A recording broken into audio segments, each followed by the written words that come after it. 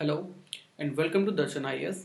My name is Saurabh Gupta and I teach philosophy optional for UPSC Civil Services. You can visit my website www.darshanias.com for free philosophy videos and free notes for UPSC Civil Services. Okay, so in this class we are going to discuss Immanuel Kant, who is a German philosopher, and Kant is considered to be the father of transcendental idealism. His interests are metaphysics, ethics, and aesthetics. So before proceeding to the class, I suggest you to subscribe my channel and press the bell icon so that you can get the notifications of my next videos. So let's start.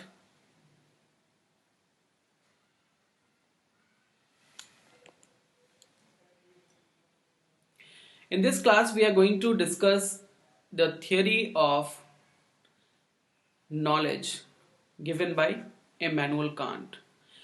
But before proceeding to understand the theory of Kant, we have to understand what is the difference between rationalism and empiricism and what is the impact of rationalism and empiricism on Immanuel Kant. Immanuel Kant के ऊपर empiricism और rationalism दोनों का क्या impact पड़ा था, इसको समझना बहुत जरूरी है। उसके बाद ही हम कांट की थ्योरी को समझ पाएंगे। तो इसके लिए हम एक लाइन को समझते हैं। उस लाइन में वो अपनी सारी बात कह देता है एम्पिरिसिज्म और रेशनलिज्म के बारे में। He says that percepts without concepts are blind while concepts without percepts are empty, which means percepts means perception, means experience, without concepts means reason। यानी कि यहां पे वो एक्सपीरियंस और रीजन दोनों की बात कर रहा है, एक्सपीरियंस और रीजन की दोनों की बात कर रहा है, which means he is talking about empiricism as well as rationalism, and he is trying to reconcile both of the doctrines, and then he is giving his new philosophy which is called critical philosophy. और critical philosophy इसलिए क्योंकि वो दोनों को criticise करता है। वो rationalism को क्रिटिसाइज करता है जब रेशनलिज्म ये कहता है कि सारी जो नॉलेज है वो सिर्फ और सिर्फ बुद्धि से आती है। वो एम्पिरिसिज्म को क्रिटिसाइज करता है जब एम्पिरिसिज्म ये कहता है, लॉक बर्कले ह्यूम ये कहते हैं कि जो कुछ भी नॉलेज है, all the source of knowledge is experience only. तो दोनों को वो क्रिटिसाइज करता है, लेकिन वो दोनों को एक्सेप्ट भी करता है तब जब वो ये कहते हैं कि जो नॉलेज है वो एक्सपीरियंस से भी आती है, से ही नहीं आती, से भी आती है। जब रेशनलिज्म ये कहता है कि जो नॉलेज है वो बुद्धि से भी आती है, तब वो उसको एक्सेप्ट करता है। क्लियर? यानी कि सबसे पहले जो कांट था उसने पढ़ा था रेशनलिज्म को, और फिर वो क्या बन गया था, वो अपने आप में एक रेशनलिस्ट बन गया था।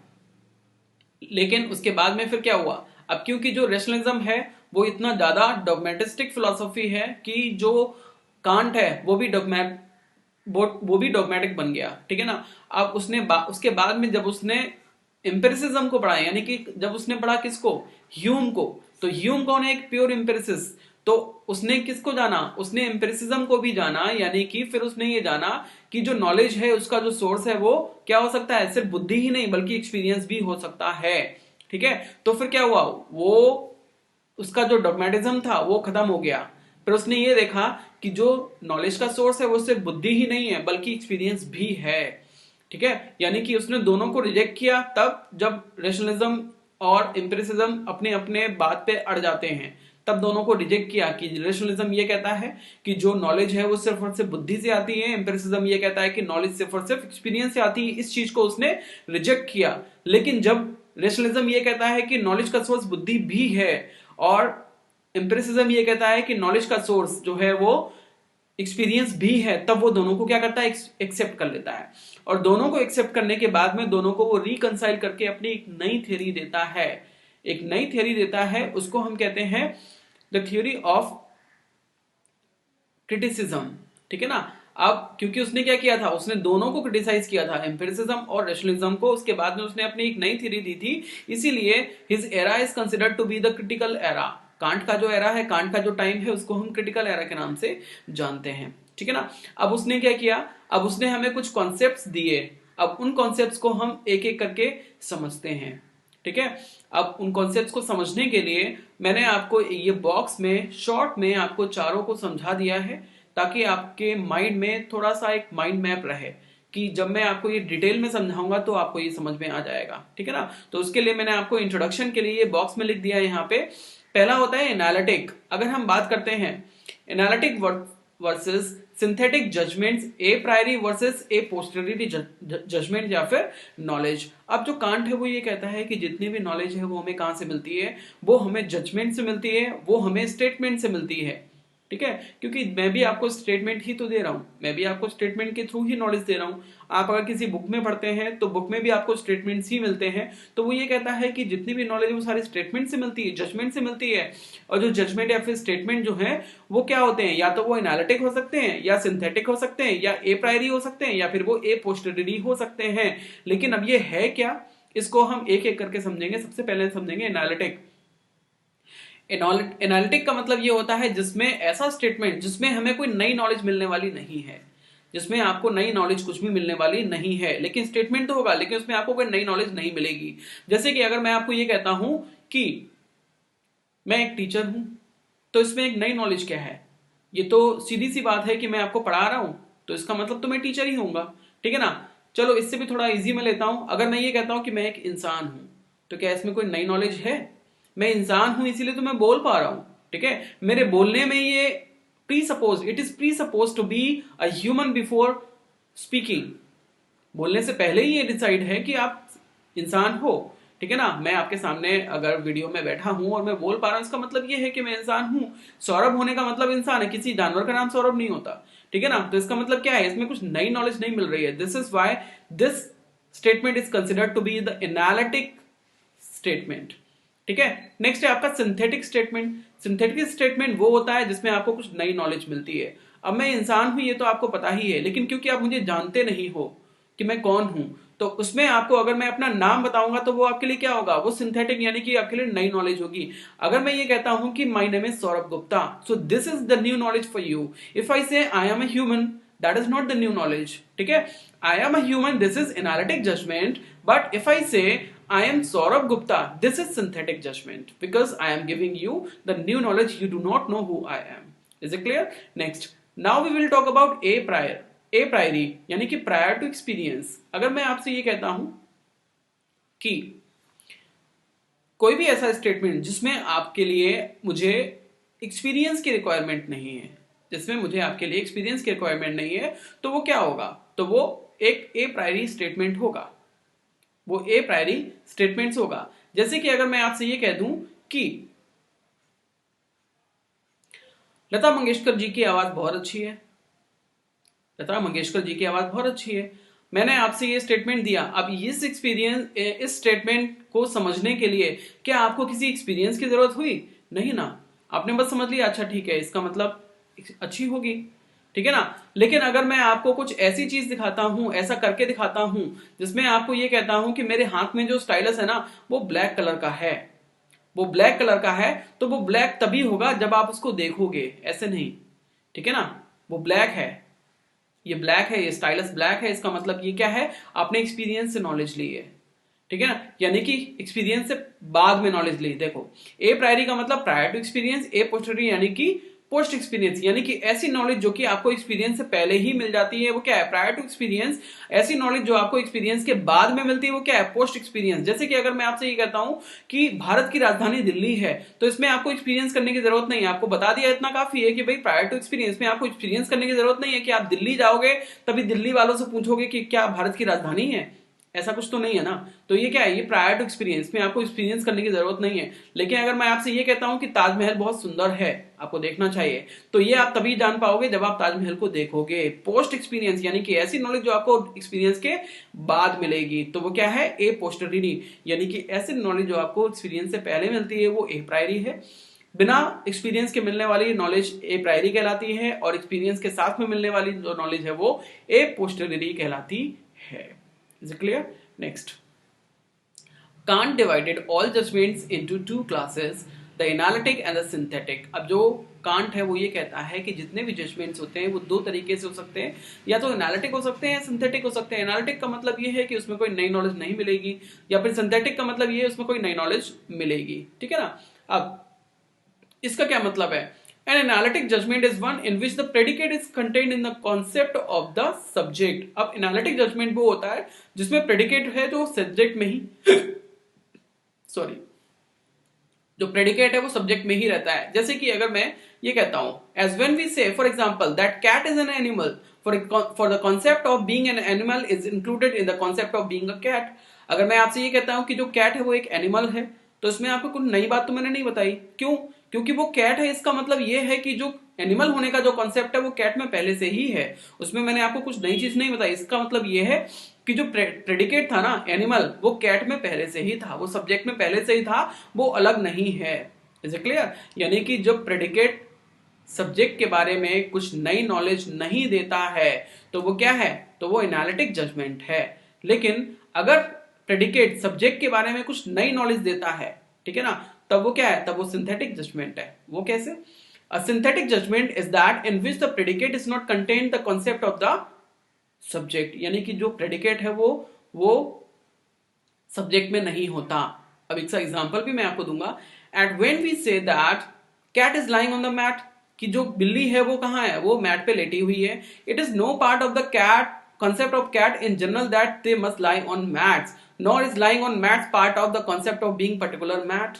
ठीक है ना? यानी कि इसका मतलब ये है कि अगर मैंने आपसे ये बोला है कि जो बिल्ली है वो मैट पे लेटी हुई है, तो इसमें मैंने आपको नई नॉलेज तो दी है, क्योंकि सारी बिल्लियां मैट पे नहीं लेटती और सारी बिल्लियां मैट पे लेटी हुई नहीं होती हैं। इसका मतलब यह है मैं किसी पर्टिकुलर बिल्ली के बारे में बात कर रहा हूं जो कि मैट पे लेटी हुई है, तो ये आपके लिए एक नई नॉलेज है। लेकिन मैं अगर आपसे ये कहता हूं कि बिल्ली एक जानवर है, तो इसमें आपके लिए कोई नई नॉलेज नहीं है, which means this is an analytic judgment. If I say a cat is lying on the mat, that is a synthetic which is giving you a new knowledge, that is synthetic judgment.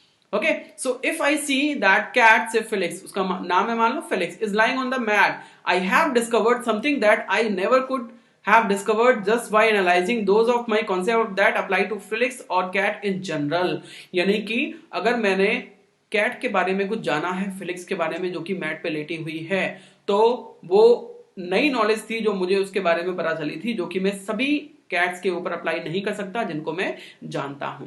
Thus, in synthetic judgment, something is added to the concept of the subject। यानी कि synthetic judgement में यही होता है कि हम जो predicate है वो क्या होता है? वो सब्जेक्ट में नहीं होता, कुछ नया ऐड किया जाता है। And we learn something new instead of merely explicating what we knew before as we do in analytic judgments. यानी कि सिंथेटिक में हम यही करते हैं कि हम कुछ नया जानते हैं जो कि सब्जेक्ट के बारे में हमें नई जानकारी देता है, जो कि पहले से ही सब्जेक्ट में नहीं था। Is it clear? अब हम देख लेते हैं एक बार एनालिटिक और सिंथेटिक को। एनालिटिक में हमें नई नॉलेज नहीं मिलती, सिंथेटिक में हमें नई नॉलेज मिलती है। जो प्रेडिकेट है वो सब्जेक्ट के बारे में नई नॉलेज देता है, किसमें? सिंथेटिक में। लेकिन एनालिटिक में जो प्रेडिकेट है वो सब्जेक्ट के बारे में नई नॉलेज नहीं देता है। Is it clear? नेक्स्ट,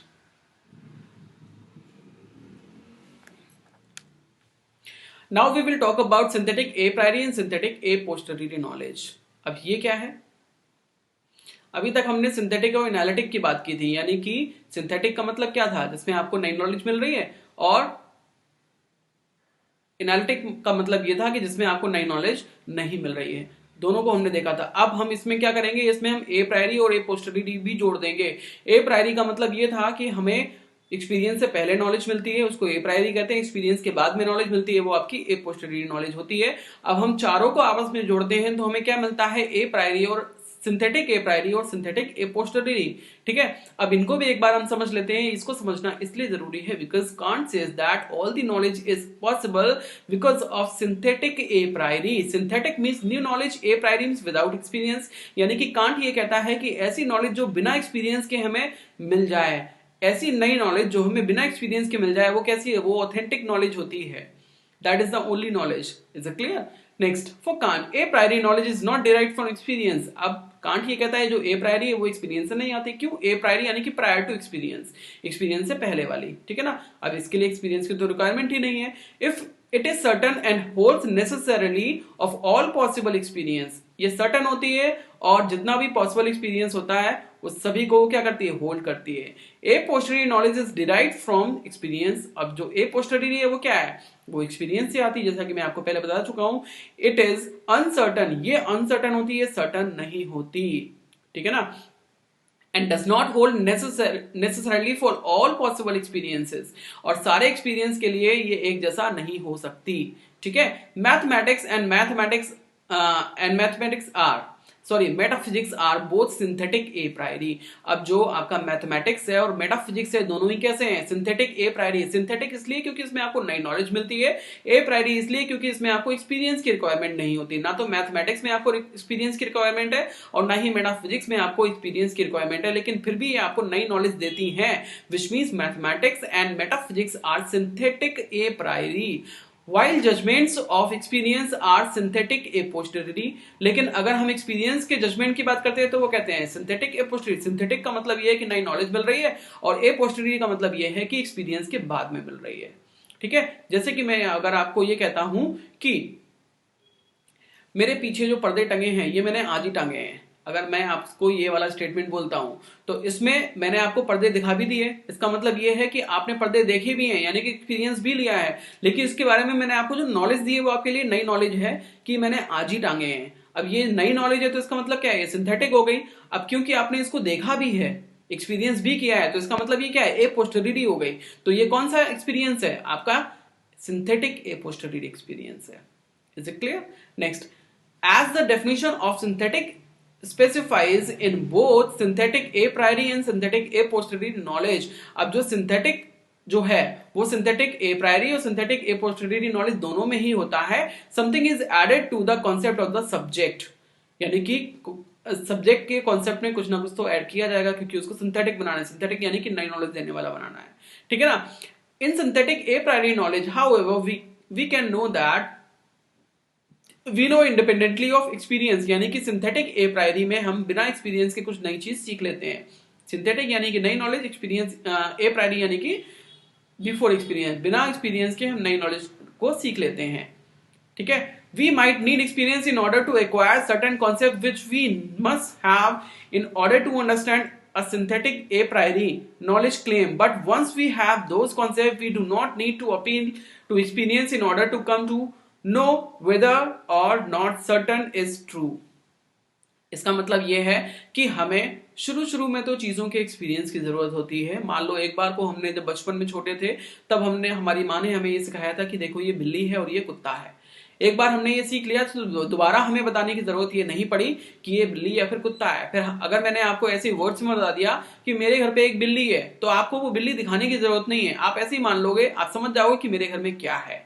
ठीक है ना? तो मैंने आपको नई नॉलेज तो दे दी, लेकिन वो कैसी थी? सिंथेटिक ए प्रायरी नॉलेज थी। ए प्रायरी इसलिए क्योंकि आपने उस बिल्ली को देखा नहीं है, बिना एक्सपीरियंस के सीख लिया, और सिंथेटिक इसलिए आपको नई नॉलेज मिल गई। नई नॉलेज ये कि मेरे घर में एक बिल्ली भी है। Is it clear? Bye contrast, when it comes to synthetic a posteriori knowledge claims we must turn to experience if we wish to know whether they are true। यानी कि हम क्या करते हैं, अगर हम सिंथेटिक ए पोस्टेरियरी नॉलेज की बात करते हैं तो इसमें क्या होता है कि सिंथेटिक यानी कि नई नॉलेज, ए पोस्टेरियरी यानी कि एक्सपीरियंस के बाद मिलने वाली, यानी कि एक्सपीरियंस के बाद मिलने वाली जो नॉलेज होती है वो क्या होती है? सिंथेटिक ए पोस्टेरियरी नॉलेज होती है। और सारी ए पोस्टेरियरी नॉलेज जो है वो क्या है? वो सिंथेटिक तो होगी ही होगी, क्योंकि हमें एक्सपीरियंस से बहुत सारी नई नई चीजें सीखने को मिलती हैं। Is it clear? Next, Kant finds it necessary to show that synthetic a priori knowledge is possible primarily because he thinks that without it there can be no metaphysics, mathematics cannot be analytical a priori, for that it could not give us a new knowledge।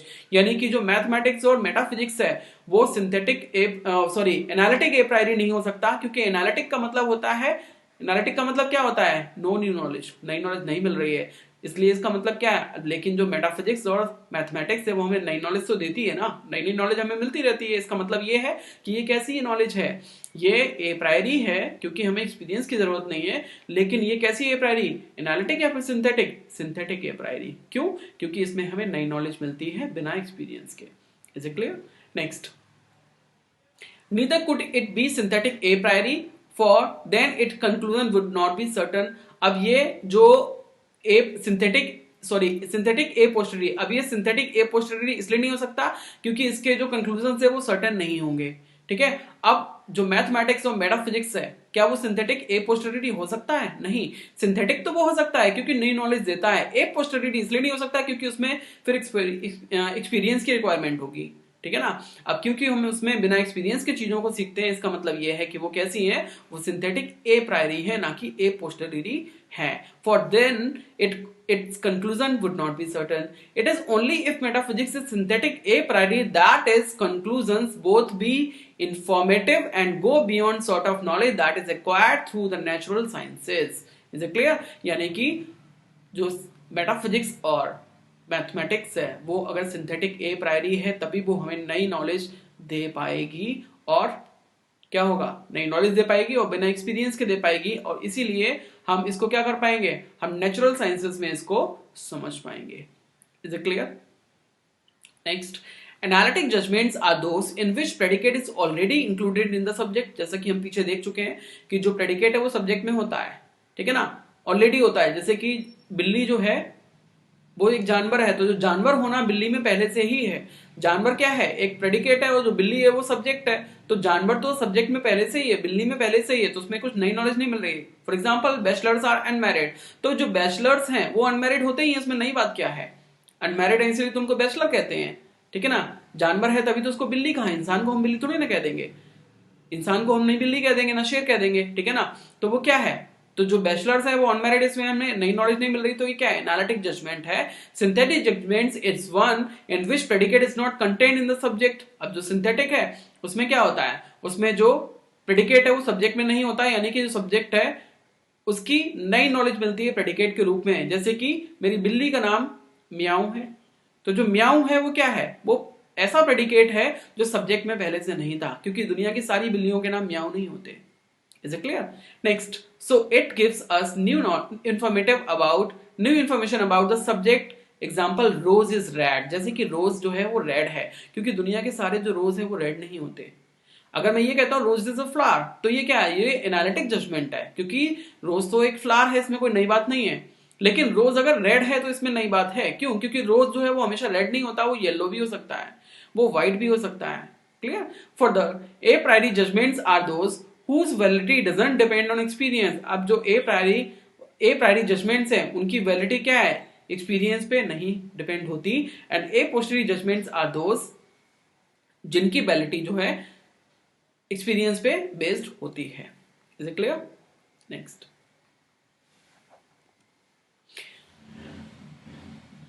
Those validity requires experience, ठीक है। Now Kant says that knowledge proper consist neither in analytic nor in synthetic nor in a priori nor in a posteriori judgment। अब जो can't है वो ये कहता है कि जो प्रॉपर नॉलेज है वो ना तो एनालिटिक में रहती है, ना ही सिंथेटिक में रहती है, ना ही ए प्रायरी में रहती है, ना ही ए पोस्टेरियरी में रहती है, बल्कि ये किस में रहती है, ये सिंथेटिक ए प्रायरी में रहती है। जो नॉलेज है वो क्या है, वो सिंथेटिक ए प्रायरी जजमेंट्स है, यानी कि नॉलेज वो नॉलेज होती है जिसमें आपको बिना एक्सपीरियंस के नई नई चीजें सीखने को मिलती रहती है। That is called proper knowledge, which is the knowledge of mathematics and metaphysics, ठीक है। Kant says that synthetic a priori judgments are possible in maths। अब मैथमेटिक्स में जो a priori synthetic a priori judgments है वो possible होते हैं।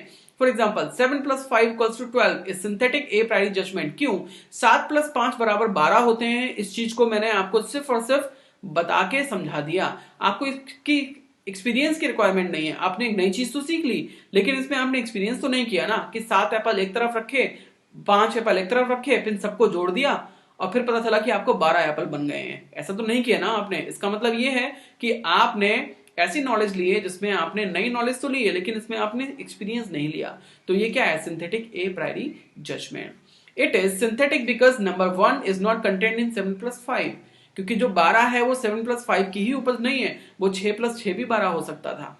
इसलिए क्योंकि 7 + 5 = 12 होते हैं, ये आपके लिए नई चीज थी, ठीक है।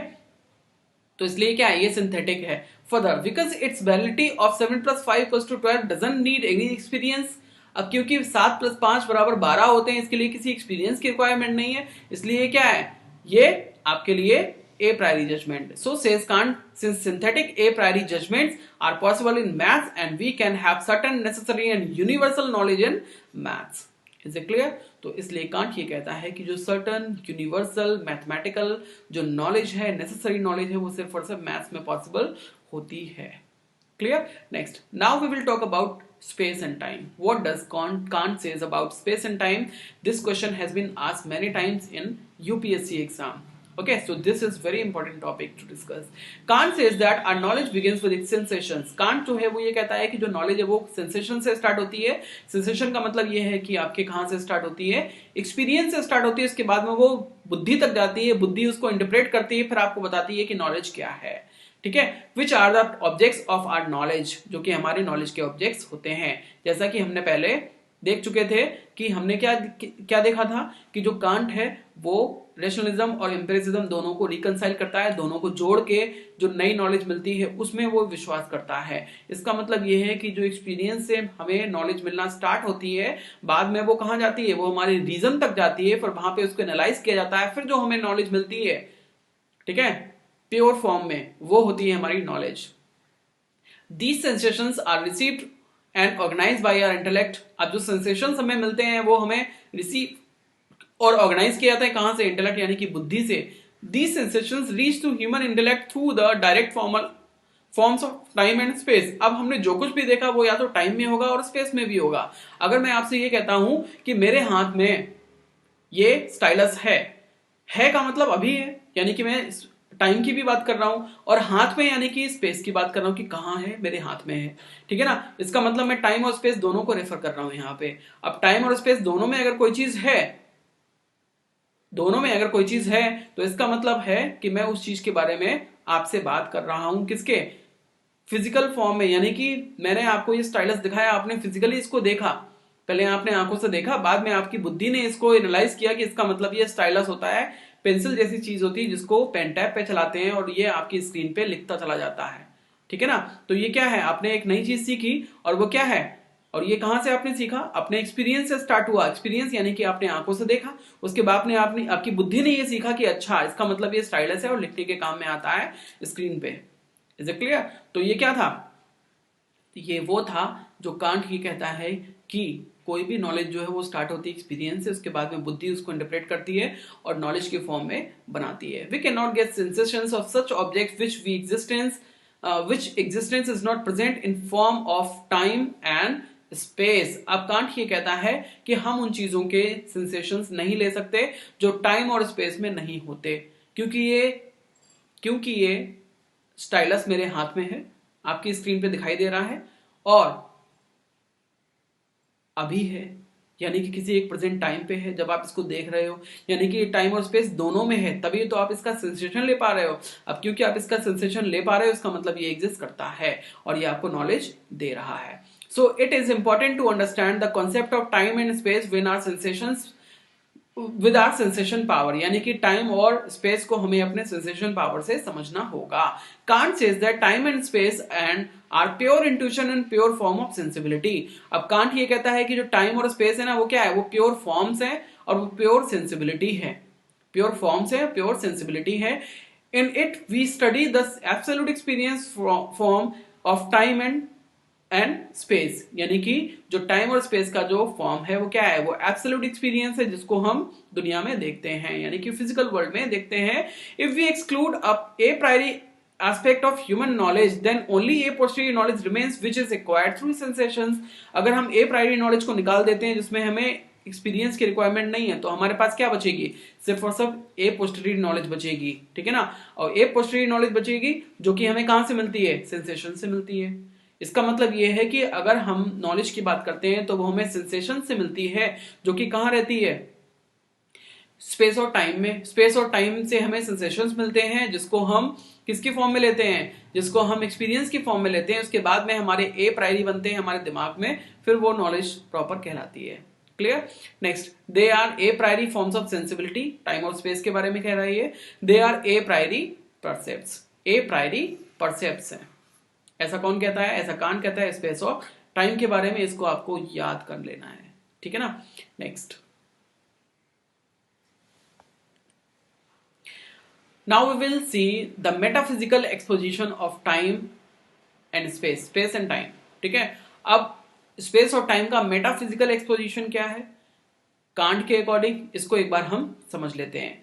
Can't says that time and space are a priori. अब वो ये कह चुका है कि टाइम और स्पेस जो है वो ए प्रायरी, यानी कि हमें इनको देखने के लिए, समझने के लिए हमें किसकी जरूरत नहीं है, हमें एक्सपीरियंस की रिक्वायरमेंट नहीं है। They are not concept but pure intuitions. ये कॉन्सेप्ट्स नहीं है बल्कि क्या है, प्योर इंट्यूशंस, यानी कि बुद्धि से समझने की चीज है।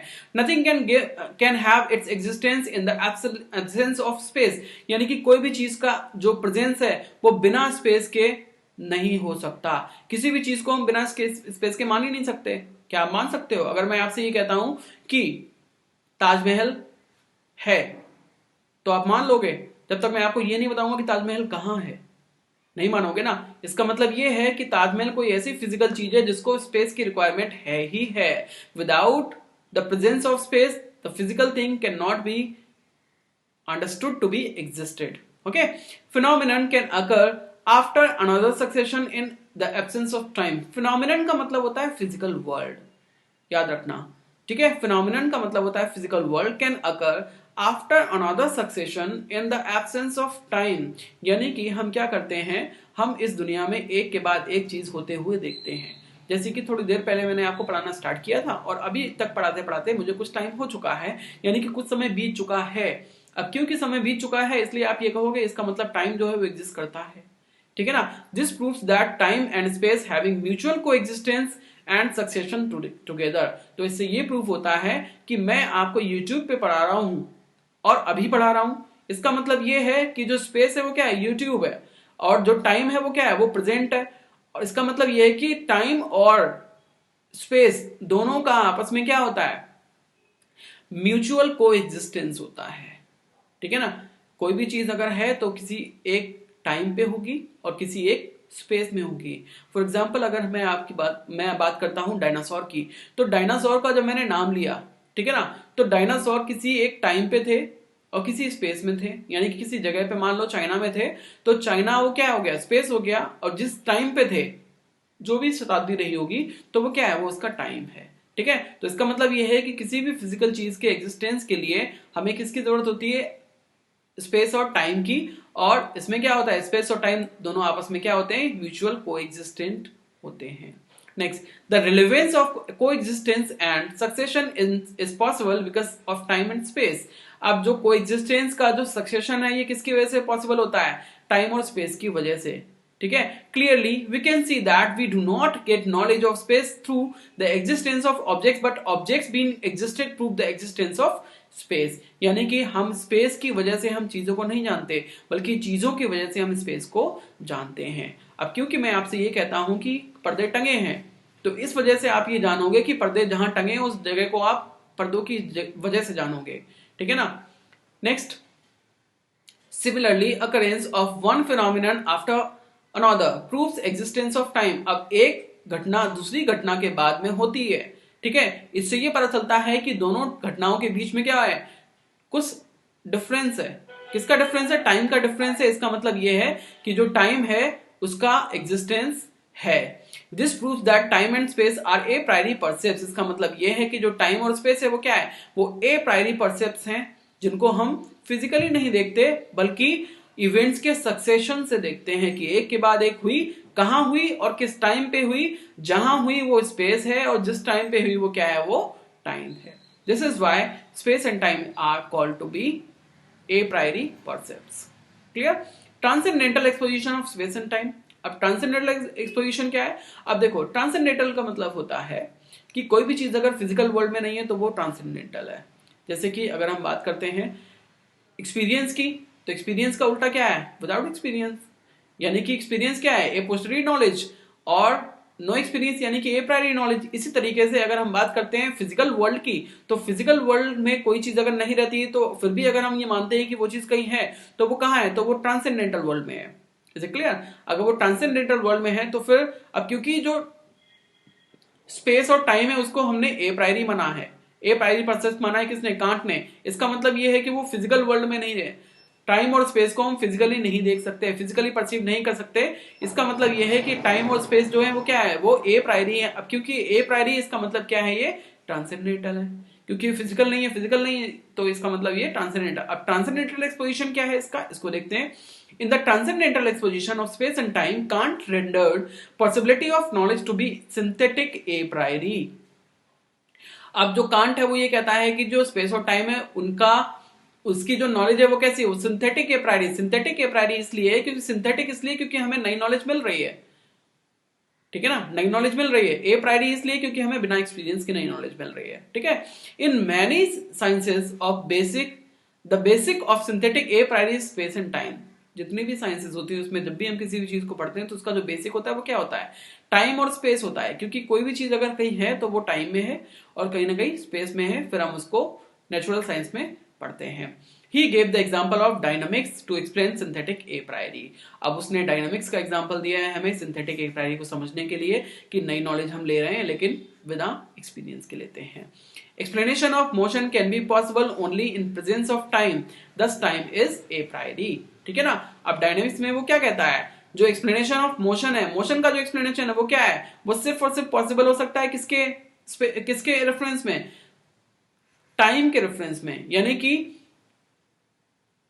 जो मोशन है, जो गति है, वो कहां आप देखते हो, वो सिर्फ और सिर्फ टाइम में ही तो देखते हो, ठीक है। गति जो है, अब गति अगर होती है, मोशन हो रहा है तो एक टाइम से दूसरे टाइम की तरफ ही तो मूव हो रहा है, तभी तो उसको हम मोशन कह रहे हैं। एक सेकंड पहले चीज कहीं और थी, एक सेकंड पहले बाद चीज कहीं और पहुंच गई। यानी कि मोशन अगर हो रहा है तो इसका मतलब यह है कि वो कहां हो रहा है, वो टाइम में ही तो हो रहा है। इसका मतलब यह है कि जो टाइम है वो क्या है, वो ए प्रायरी है, वो ए पोस्टेरियरी नहीं है। Is it clear? Next, now we will talk about the third topic that is categories. अब जो कांट है वो ये कहता है कि किसी भी चीज को समझने के लिए हम कुछ जजमेंट्स देते हैं और वो जो जजमेंट्स होते हैं वो हमारे कैटेगरीज के ऊपर बेस्ड होते हैं और जो कैटेगरीज हैं वो 12 होती हैं। 12 क्या होती है उनको आगे हम पढ़ने वाले हैं। Can't has discuss categories in transcendental analytic. अब जो कैटेगरीज है वो क्या है, वो ट्रांसेंडेंटल एनालिटिक का इसका मतलब ये है कि वो समझने की चीजें उनको हम फिजिकली नहीं देख सकते। Categories are pure concepts of understanding, यानी कि अंडरस्टैंडिंग के कॉन्सेप्ट्स हैं, 12 कॉन्सेप्ट्स हैं जिसके थ्रू हम दुनिया को समझते हैं। They are 12 in number. Kant has made a distinction between sensibility and understanding. अब सेंसिबिलिटी क्या है, जो एक्सपीरियंस से होता है। अंडरस्टैंडिंग जो हमारी इंट्यूशन यानी कि रीजन से होता है, बुद्धि से होता है। Sensibility is the perceptive capacity of mind where understanding is the active power of mind। जो sensibility है वो क्या है, वो कैपेसिटी है किसकी, माइंड की है। सेंसिबिलिटी जो माइंड की कैपेसिटी है, बल्कि जो आपकी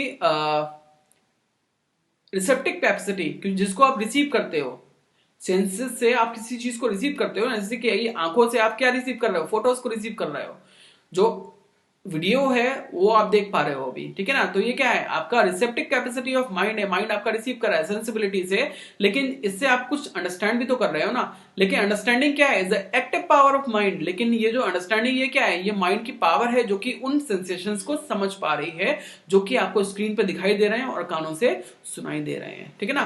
can't says that knowledge begins it senses with but doesn't stop here. Can't ये कहता है कि जो नॉलेज है वो सेंसेस से स्टार्ट तो होती है लेकिन वो रुकती नहीं है।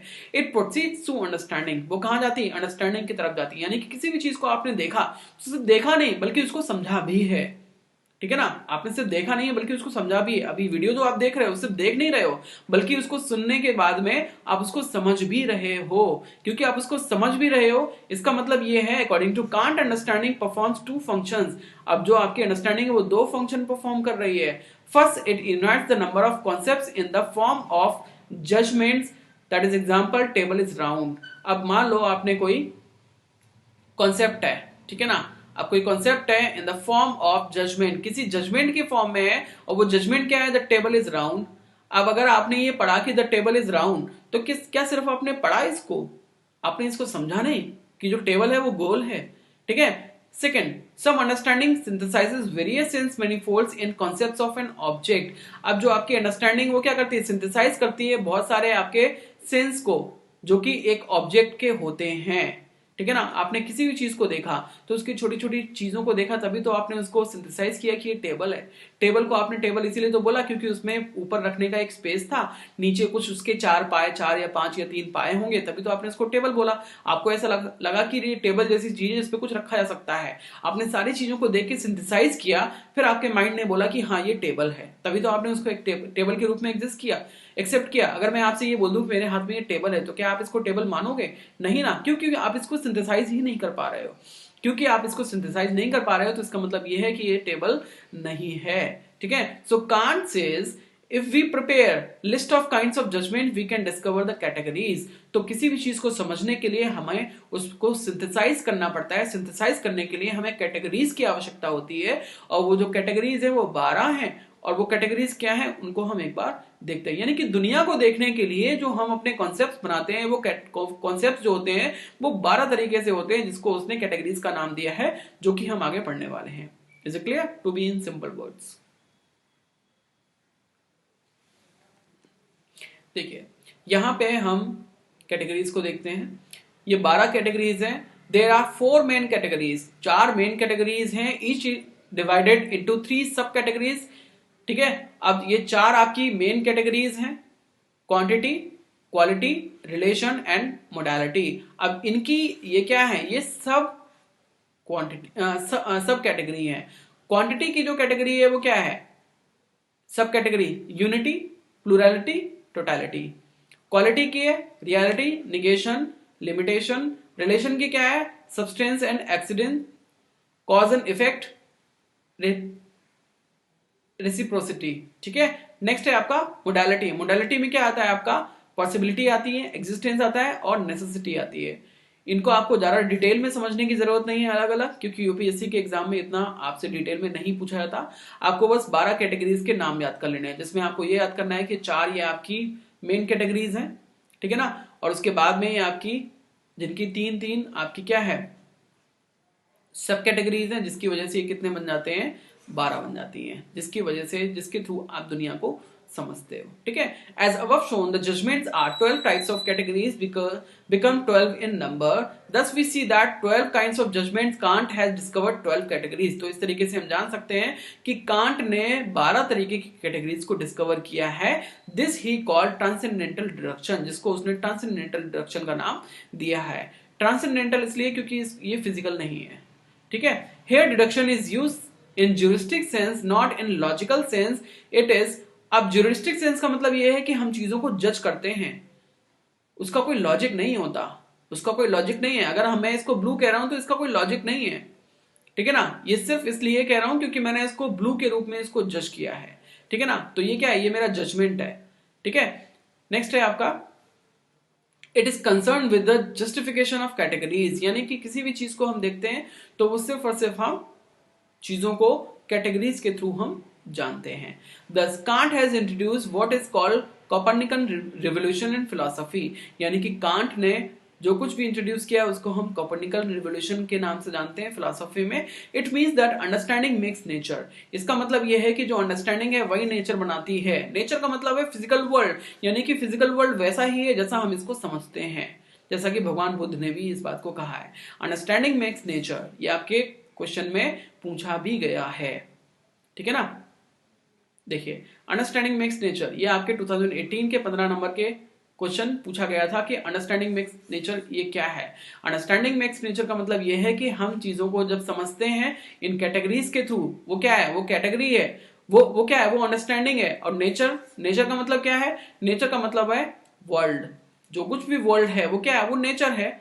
जो कुछ भी हम जानते हैं, जो कुछ भी हम देखते हैं, जो कुछ भी हम समझते हैं वो क्या नेचर है। लेकिन उसके बारे में जो कुछ भी हम समझते हैं वो हमारी अंडरस्टैंडिंग है, जिसको हम इन 12 कैटेगरीज के थ्रू समझते हैं। क्लियर है। Next, without the concept of understanding we can not have any knowledge of nature. अब बिना नॉलेज ऑफ अंडरस्टैंडिंग के, बिना कॉन्सेप्ट ऑफ अंडरस्टैंडिंग के हम किसी भी प्रकार की नॉलेज ऑफ नेचर को नहीं जान सकते। नेचर की कोई भी नॉलेज हमें नहीं मिल पाएगी अगर हमारे पास अंडरस्टैंडिंग नहीं होगी। यानी कि ये 12 कैटेगरीज के अलावा अगर हम ये जानना चाहें कि नेचर क्या है तो वो हमें नॉलेज मिलने वाली नहीं है। क्लियर है। Next, now we will talk about the previous year questions. अब प्रीवियस ईयर क्वेश्चंस क्या है। सबसे पहला क्वेश्चन है आपका 2019 में आया है, 20 मार्क्स का क्वेश्चन है। How does can't argue for the transcendence of space and time.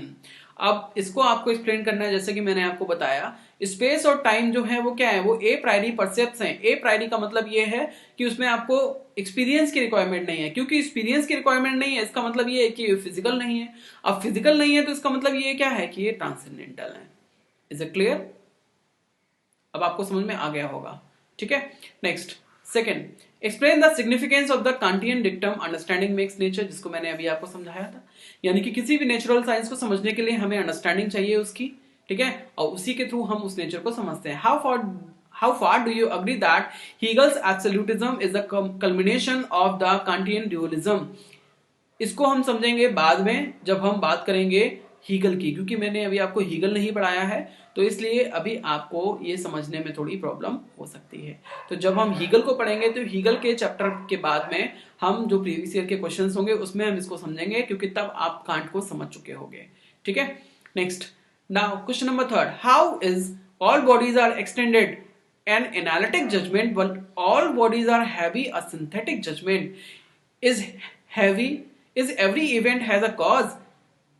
An analytic or synthetic judgment, explain। 2017 marks का ये क्वेश्चन है, जो कि आपका 2017 में आया था, आपका 20 मार्क्स का क्वेश्चन है। अब ये कहता है कि all bodies are extended analytic judgments. अब देखो, जितनी भी बॉडीज हैं, यानी कि फिजिकल बॉडीज हैं, वो एक्सटेंडेड है। एक्सटेंडेड का मतलब ये है कि वो टाइम और स्पेस घेरती हैं। ये क्या है? ये एनालिटिक जजमेंट है। ये एनालिटिक जजमेंट है, सच में एनालिटिक जजमेंट है। अब कैसे है ये समझाना है। ये ऐसे है, क्योंकि जो बॉडीज हैं वो एक्सटेंडेड है, यानी कि वो जगह घेरती है, फिजिकल बॉडीज। क्या इसमें कुछ बताने वाली नई बात थी? नहीं ना। अगर मैं ये कहता हूं कि मेरे हाथ में ये फिजिकल बॉडी है, फिजिकल बॉडी क्या है? मेरे हाथ में ये स्टाइलस है, ये कुछ जगह घेर रहा है, स्पेस में भी है, स्पेस और टाइम दोनों में है, तो इसका मतलब ये क्या है? ये एनालिटिक जजमेंट है। एनालिटिक जजमेंट क्या होता है? एनालिटिक जजमेंट वो होता है जिसमें हमें नई नॉलेज नहीं मिलती है। अब इसमें नई नॉलेज तो हमें सच में नहीं मिल रही है, ये जगह तो घेर ही रही है, ये क्योंकि फिजिकल है और ये जगह घेरेगी, इसमें कोई नई नॉलेज तो नहीं है। अगर मैं आपसे ये कहता हूं कि मेरे हाथ में ये जो रिंग है ये कुछ जगह घेर रही है मेरी उंगली की, तो इसमें क्या मैंने आपको कोई नई नॉलेज दी है? नहीं ना। अगर मैं आपसे ये कहता हूं कि ये रिंग मैंने कल खरीदी है, तो ये नई नॉलेज है, तो ये क्या हो जाएगा स्टेटमेंट? ये सिंथेटिक जजमेंट हो जाएगा। लेकिन अभी ये क्या है? ये एनालिटिक जजमेंट है। Is it clear? Next, all bodies are heavy, a synthetic judgment. लेकिन जो सारी बॉडीज हैं वो हैवी हैं, ये सिंथेटिक जजमेंट इसलिए है क्योंकि सारी जो बॉडीज हैं वो हैवी नहीं होती, यानी कि सारी जो फिजिकल चीजें हैं वो हैवी नहीं होती, कुछ लाइट भी होती हैं, तो इसलिए सिंथेटिक जजमेंट है, क्योंकि इसमें आपको मैंने नई नॉलेज दी है। Is it clear? Every event has a cause. अब हर इवेंट का एक कॉज भी होता है। ये एक एनालिटिक जजमेंट है या फिर सिंथेटिक जजमेंट, इसका आपको आंसर देना है, ठीक है। इसका आंसर आप अपने कमेंट बॉक्स में दे सकते हैं, लेकिन फिर भी मैं आपको बता देता हूं। Every event has a cause, her event का एक कॉज होता है। ये एनालिटिक है या फिर सिंथेटिक जजमेंट है? ये एनालिटिक जजमेंट है। क्यों? क्योंकि हर इवेंट का एक कॉज होता ही होता है, इसमें कुछ बताने की बात नहीं है, और उस कॉज की वजह से ही वो इवेंट होता है। जैसे कि मैं आपको नॉलेज देना चाहता हूं, इसलिए मैंने ये वीडियो बनाया है, यानी कि ये जो इवेंट है वीडियो बनाने का, इसका भी एक कॉज है। आप इस वीडियो को देख रहे हो, इसका भी एक कॉज है कि आप यूपीएससी एग्जाम को क्लियर करना चाहते हो, किसी भी एग्जाम की तैयारी करना चाहते हो, इसलिए आप इस वीडियो को देख रहे हो, या हो सकता है नॉलेज के लिए देख रहे हो, यानी कि कोई ना कोई तो कॉज है। तो इसमें कुछ नई वाली बात तो नहीं है। हर इवेंट का एक कॉज होता है, इसमें कोई नई बात नहीं, क्योंकि इसमें नई बात नहीं है, इसलिए ये कौन सा जजमेंट है?